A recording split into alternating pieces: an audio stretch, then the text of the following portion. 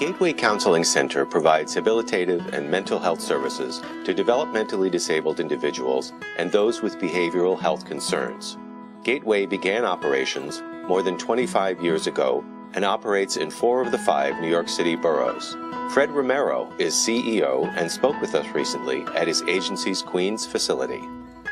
We like to look at not just our staff, our families, individuals that receive our services, as the beneficiaries of the services that we provide, but the community as a whole.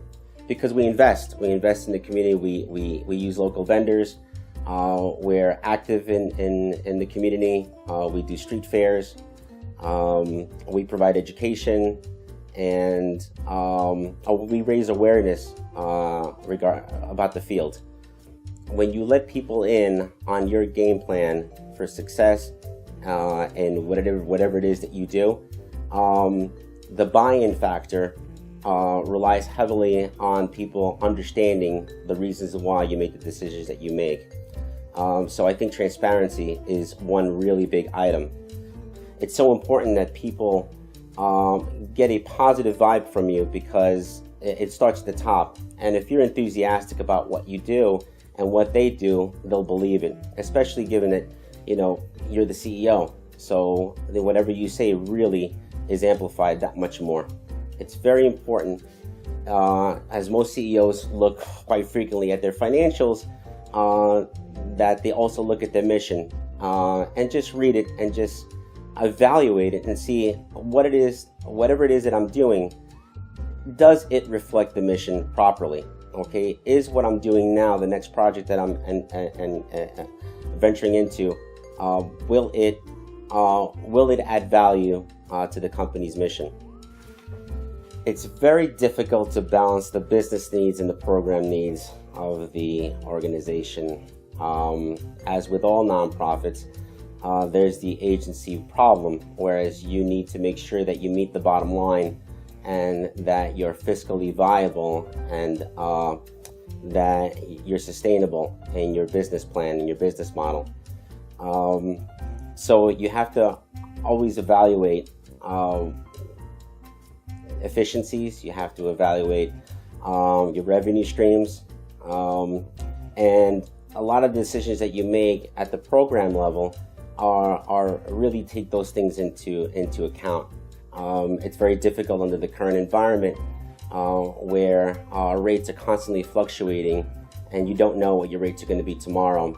So we have to constantly hedge, and we have to always have a contingency plan and an exit strategy, of course. That being said, myself personally, I try and look towards ways where we can be efficient and be able to have contingency reserves. It's a volatile period in our age. I've grown up in a system that looked to provide services, adequate services, and then thought about the expenses afterwards.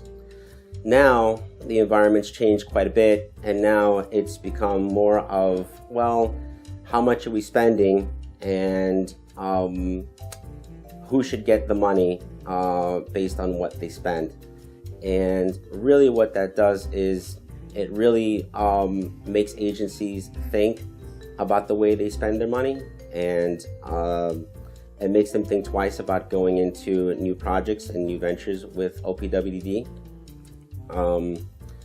The level of uncertainty is extremely high.